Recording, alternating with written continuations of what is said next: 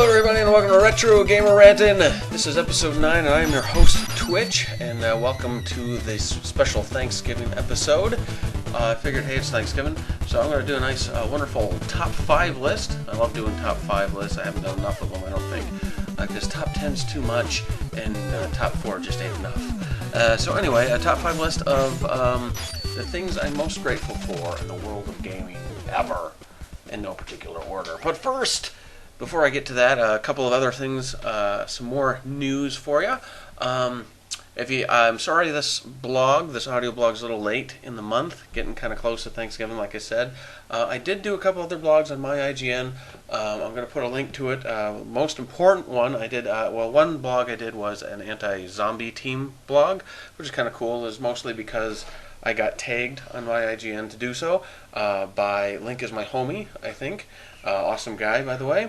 And he tagged me to do an anti-zombie team blog, and I did that.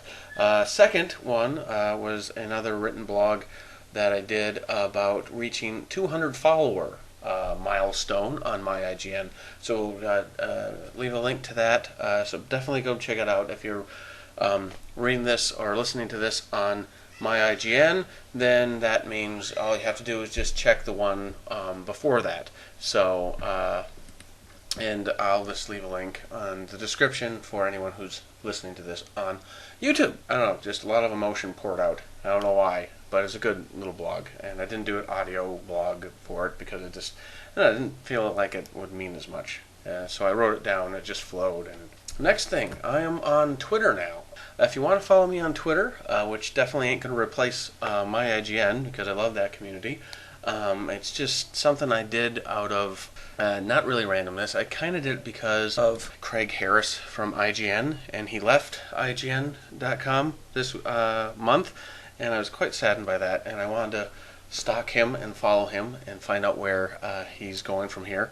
For those of you who don't know him, he basically did the Nintendo stuff on IGN. He was a Nintendo champion, and he was just, I loved listening to him on the podcast and stuff like that. So, I know he was on Facebook and on Twitter, and I was on neither. So I started a Twitter account because I figured it would be less of a hassle, and, I'd have to stop being a grumpy old gamer and jump into the 21st century and finally get a Twitter account. I'll probably do, on my IGN, I usually just do updates that I leave up there for a while. On Twitter, I'll just put updates on what my next blog will be up, or, what the heck I'm playing and stuff, just random stuff. I don't know. If you want to follow me, I'll have the link for that too. Just be at twitter.com, Retro Gamer Ranting, which everything's spelled the same except for the last part. It's Retro Gamer, and Ranting is spelled R-A-N-T-N, because it wouldn't let me put ing. So it's Retro Gamer Ranting. And so anyway, I'll put a link to that as well. So follow me on Twitter. Yet another thing I want you to do, subscribe on YouTube, follow me on Twitter, and follow me on my IGN, and all that good stuff. And also Craig Harris, follow him on Twitter as well, because he's really awesome. The Nintendo world isn't going to be the same, at least on IGN, without him, because he was one of the few people that still championed for the Wii when everyone was bad-mouthing it. I wasn't, though. So, anyway, moving on. Thanksgiving is upon us. Turkey will be consumed, and I'm sure lots of good other mashed potatoes and stuffing and maybe some ham and whatever your Thanksgiving tradition is will be done as well. And right now I'm thinking what would be the best thing to help get people into the Thanksgiving spirit. Well, you probably don't need me. The food itself would probably be good. But I thought what would be better but to figure out not what I give thanks for in my life, because that would just bore you. You're here to listen to video games. But what I give thanks for in the world of video gaming. And so in general, I suppose. It was kind of hard for me to think, whether I do it for the year or for in general. So I figured in general, throughout all history. And so here it is, without further ado, my top 5 list in no particular order of things I'm most thankful for in the world of gaming throughout history. Number 5, the Atari 2600. An Atari in general. Now, Atari brought the world of gaming to our doorsteps. Now, there were other systems out at the time. There was Commodore 64s and all these other things. But the Atari was the first real successful system to finally bring an arcade-like experience to your home. Whether it be Pong, whether it be Dig Dug, Mario Brothers, Pac-Man, you name it, there pretty much was that kind of game on the Atari 2600. It sort of just jump-started what consoles are today. And it wasn't much to look at, and there wasn't much musically, or there wasn't much sound, but for the most part, it was a step above anything we've ever seen. Now, growing up in the 80s, I remember sitting behind my parents' couch in the living room, staring at this big, bulky, black and white television, sitting on the floor, playing my Atari 2600, playing Dig Dug, playing Mario Brothers, Chopper Command, and the such, and just enjoying the hell out of it for hours on end. Now, Atari could never quite duplicate the success that it had with the Atari 2600 after that. And right now, the Atari ain't quite the powerhouse it once was, unfortunately, but to this day, I still have fond memories of it. Now, the powerhouse persona got took by number 4, Nintendo. I'm thankful for Nintendo because it was able to do something that Atari wasn't able to do. Bring us out of the dark ages of console gaming. Now, we kind of went through a gaming recession back in the 80s, and for the most part, at least here in the Americas, it just seemed like the gaming industry was all but dying. But then Nintendo came along with its crisp 8-bit graphics, its accessories, which they still hold on to this day. Anyone who owns a Wii knows that. And its bright, vibrant characters and games that did just more than make you get a high score. You actually had an ending to these games. But Nintendo just revolutionized the gaming industry with the Nintendo Entertainment System, and I still remember getting a used Nintendo from a rummage sale. My parents never could afford buying a new when it came to game consoles back in the day, and just sitting there and playing Duck Hunt and Mario Brothers for hours on end, because you got the double pack and you got your light gun. My dad, to this day, still remembers playing Duck Hunt with me and still enjoys it. In fact, I think for Christmas I'm going to end up getting him a Duck Hunt-like hunting game for his television. Just let the chains off the developers. Up to that point, everything was just flat graphics, bleeps and bloops and everything else. And all of a sudden, this system comes along that just spans the imagination. I mean, you've got Link, you've got Mario, you've got Metroid, you've got Ninja Gaiden, you've got Castlevania, all these games. These kind of games were not around. These were all new. This was not something that is common as bread and water is today with the gaming industry. This was all original ideas. Something like Legend of Zelda, no one had ever seen anything like that before, at least on a gaming console. And to this day, it set a standard that hasn't yet been beat, I don't think. Same with Mario, and same with games like Castlevania, and everything else for that matter. And so it just opened the gates, the floodgates. And of course, all the systems after that have been great. And it brought people one step closer to that arcade experience, which is number 3. Number 3, the arcades. Now, I know this kind of shows my age, but I did grow up in the 80s and 90s, and I did grow up playing video games in the arcade. And what made the arcade so special, and why I'm so thankful that they were around, is it gave the consoles creators something to strive for. No matter what you played on your home systems, there was always something at the arcade that was that much cooler or better.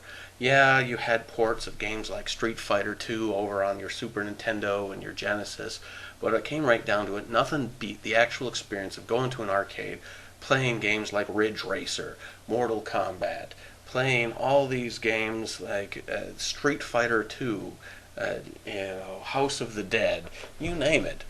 Putting your quarter in, and the experience would always blow your mind, because there was nothing like that on the home consoles. Now, of course, that sort of ended around the late 90s, once the world of N64 and Sega Saturn came, and graphics started getting better, or at least equal, to the arcade counterparts. And nowadays, it's basically a museum you're going to find an arcade machine in or an old bar. But to this day, I can't walk by an old Dig Dug machine without pumping in a quarter and playing a few. And they set the bar to a standard that a lot of people might have thought we've reached, but to this day I still miss them. Number 2, first-person shooters. Now when it comes to immersing yourself into a video game, there are a lot of different video games out there that try and put you in the shoes of the person you're playing as, but none so much as a first-person shooter. I mean, yeah, you have stuff like flight sims and car simulators and all racing games and the such. And you got third-person shooting games and action and top-down. But when it came down to it, nothing quite grasped me the way that any other game did. Is when the first time I sat down and played a game like Catacombs 3D and Wolfenstein 3D. Which, by the way, Catacombs was out before Wolfenstein 3D, if I do remember. I could be wrong on this, so don't quote me. And I bet you a lot of you didn't realize that was around. But ID Software brought us the world of the 3D first-person shooter.